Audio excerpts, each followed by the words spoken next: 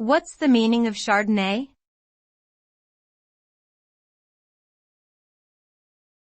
Chardonnay.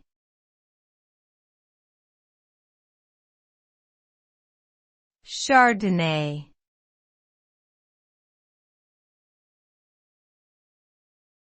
Chardonnay.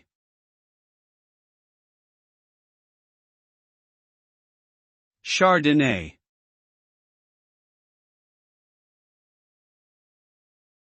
Chardonnay is a type of white wine grape that is used to make a popular style of dry, still or sparkling wine. The name Chardonnay comes from the French village of Chardonnay in the Burgundy wine region. Chardonnay wines tend to be medium to full-bodied with flavors of lemon, apple, pear, and oak. They are often aged in oak barrels, which can impart additional flavors of vanilla and spice. Chardonnay is one of the most widely planted and popular wine grapes in the world.